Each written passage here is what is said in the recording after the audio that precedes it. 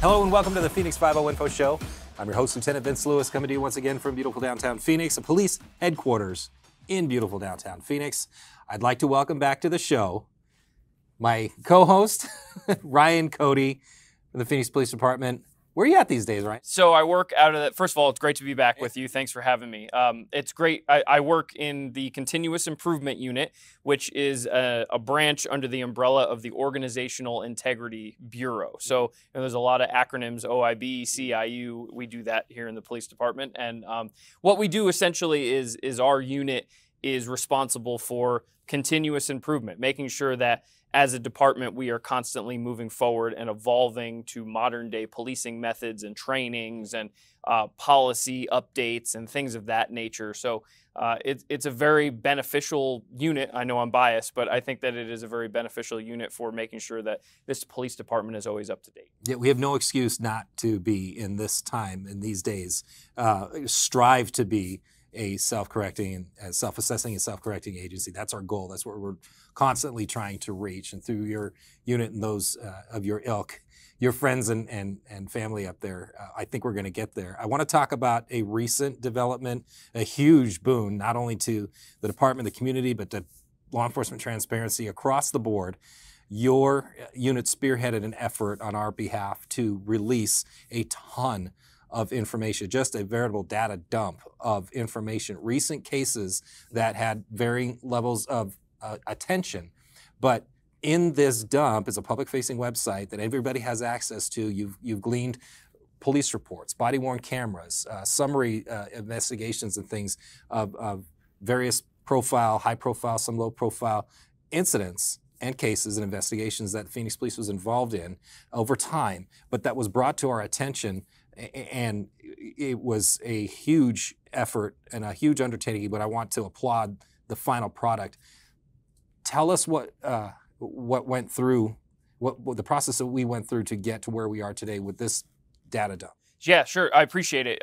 What you're referencing is a website that is somewhat in response to the report released by the Department of Justice on June 13th, 2024. And in that report, the unit that I'm a part of had spent significant time and resources at the direction of Mayor Kate Gallego and the rest of City Council to look into that report written by the Department of Justice and identify the incidents that are referenced in that report. So the first thing that we did was went through it and read it and identified that there were roughly 132 give or take a couple incidents and events that were described in the report. Now, the way that the report was written, and if you haven't read it, I certainly encourage members of the community to read it from the Department of Justice. And it's available online, right? It is. It's available online. You can see it at the Department of Justice website, but also at phoenix.gov/DOJ as well. We have a link to that report as well. So in those 126 pages, there's about 132 events or so described. We were able to identify 120 of them. That means that 12 of those events were just, it was impossible for us with the resources that we had to be able to say definitively, this is the event the Department of Justice is talking about.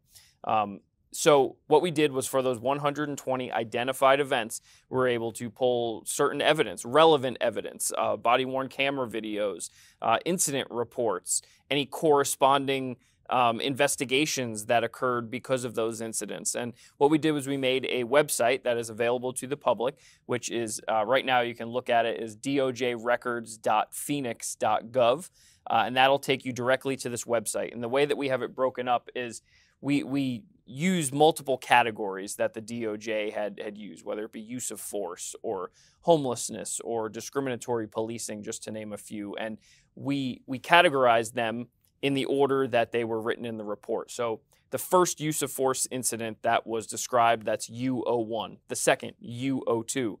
If it was a homelessness situation, H01, H02. That way it's just an easy way to go through it. But even easier, we put the report page on the website where you can click that link and it'll take you directly to an annotated report that we had then highlighted so you can see exactly what they're talking about, the Department of Justice. And then take a look at some of the corresponding evidence involved. So body-worn cameras, if we had done a critical incident briefing, which you're familiar with out of the Public Affairs Bureau. And the point was just really, it was to be transparent. There's no explanation of why any of these things happened or trying to explain away like what rationale was. It was just, here it is. This is the incident as we have identified. You watch. And, you know, at that point, we just feel like the community deserves that. It seems unprecedented. This is the amount of public record that you don't have to make a request for. You just go on the website, you look it up, and you can see. So if you have the report on one side, you can go to the site and read along and pretty much make the call yourself. We have investigated a lot of these through the normal channels, but we've made a lot of those investigations available too. So you can see our process, you can see our results, and you can make the call on your own. Yeah, certainly there are some documents, depending on like open litigation and things like that, that you know, were not able to be put up on the website, just as they would be if you were making a public records request. What would be released under those normal redaction processes and whatnot. So yes, but we did upload everything, not, you know, as many things as we possibly could, the pertinent things to each associated event, and yes, that is the point. So that way the community has a chance to see it. It's transparent. While at the same time, we do recognize that there would be, and certainly should be, a massive amount of public records requests that are associated with the release of this report. And so instead of processing them each one by one, let's do it all at once. And instead of waiting for you to make that request, let's just give it to you. It sounds like a pared down version of what we were trying to accomplish with the initial critical incident briefing videos, where we knew that with our critical incidents, there was going to be a huge request. And you introduce body cam, there's going to be, well, now almost amounts of petabytes of data that we've accumulated, but real specific to the critical incident briefing videos, we want to get as many of the facts and circumstances out soon enough, immediately following a critical incident, so that we put those facts and circumstances into the hand of the community so they can see that. It's a huge transparent effort. Where do you see us, Phoenix Police, today with transparency? I mean, I guess this is a personal question. I mean, what I think that the police department in Phoenix does a really good job of being transparent based on just the facts. I mean, we do critical incident briefings within 14 days of what is deemed a critical incident. You know this, we have had agencies from not only across the state, but across the country come to us and ask us, what is our process there? How are you able to turn this around so fast? And what goes into that whole thing? So we were very aspirational at the start. I know it was 45 days several years ago. Now it's within 14 days. So that part, I feel like, is something that we should hang our hat on, while at the same time, I think there's always room for improvement. And I think that we are constantly, it's what we do in the continuous improvement unit, is always look for ways that we can become better, become more transparent, constantly evolve our process, and make sure that we are providing the best possible service at any given time to that community. Yeah, we're turning out dashboards. We're making available information to our community organizers, those that we meet with regularly, the Chiefs Police Advisory Boards. We have plenty of contacts who aren't in our employ, but still have access to this information. And they can share that the with their Office of Accountability and Transparency, the civilian review boards that are about to be sat. These are all mechanisms that are able to hold us accountable, and not only to hold us accountable, but to show the public as well. I mean, these will be all very public processes that people will be able to see. Right now, you can go on phoenix.gov, look for the Office of Accountability and Transparency. There are reports that they have published publicly where they, after the police department had completed an investigation, gone back and taken a look. And these are civilians. These are not members of the police department. They are city employees, but they are not. They're purposely set aside from the police department, because that's checks and balance. That's how that is supposed to work.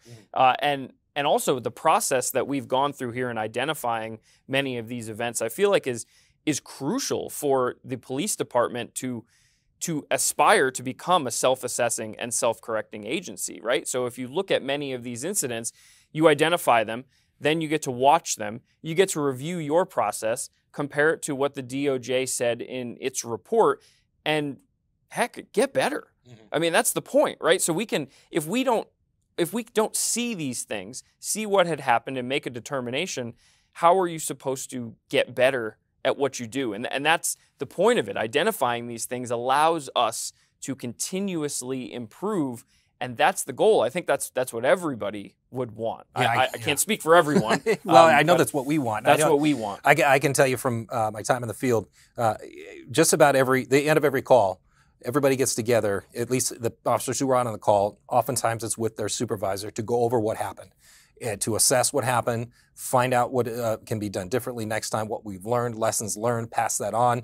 All that information gets passed around, and we really do learn from each other. That's just one call for service. Let's put the site into perspective, though. Yeah. We're the 5th largest city in the United States. We have a large department. We're the largest department, I think, in the state, at least as a municipal department. 2,600 or so sworn employees. Mm-hmm. And we'll get well over 1 million calls to 911. But on the police side, roughly 600,000 of those are actually dispatched as calls. Many of them get referred to non-police response agents and those people who we partner with, because not every call needs a police officer to show up. A lot of that is social driven or social services focus. And so we do partner and divert a lot of those calls away. But when you're talking out of those 600,000 or so, we're only looking at just over 100 or so 132 incidents of interest. Mm-hmm. And a lot of them can be explained with context, and all that context is available in the site. So this is kind of a small portion of what we do where we can improve and we can look and assess and try to get better. Do I have the right perspective on this? Yes, to a point. I would say we're not exactly, the goal is not to provide context. The goal is just to give you the facts. It's important, I think, that we're not attempting to provide you with a narrative or something of that nature, because that's not really our job in this situation. That's not fully transparent. That's telling a story. And we're not attempting to tell a story at all. We're attempting to give you everything. Go ahead, take a look at it. And when I say everything, I mean, like I said, there is not, sometimes you'll show up to a scene and there's 45 officers with body-worn camera on. We didn't put 45 body-worn camera videos on each incident, the ones that were most pertinent. And so, again, like, if there are more public records requests coming, that's great. That's everyone's right, as, someone who is in the public. So we welcome that. We just wanted to, get ahead of this a little bit and make sure that people had the opportunity to see some of this stuff. That's great. Yeah. So before we run out of time, can you run down a hot sheet, the hot list of items that we want everybody to know? Because the road to reform was started well before the clock started running with this report. Am I right? Yes. So we came out with a Road to Reform report in January, and that was like highlighting some of the things we've done, the things we want to continue doing, and kind of like a roadmap for where we're going to go from there across many of these categories that the Department of Justice had gone into. And we would need way more time to go into all that, but I encourage you to read that again, phoenix.gov/DOJ. There's a link to the Road to Reform report, so that's something you can take a look at, if you'd like to. Well, in addition to all of the training and education that came prior to Chief Sullivan arriving, Chief Sullivan is he's the spearhead of this reform and addressing all of that. So I encourage everybody to jump on our sites, check us out on social, and go to phoenix.gov/DOJ. I want to thank Ryan Cody for running us through this. Again, there's going to be way more material than we can cover in this time, but I want to thank you for joining us. I want to thank you for watching and listening. Thank the crew for producing. And I want to remind everybody that you too can help solve crime in your community by sending tips to Silent Witness. You potentially earn a cash reward. Visit silentwitness.org or call 480-WITNESS. Visit us on all social media platforms. We're hiring. Go to joinphxpd.com. And remember, we're all in this together.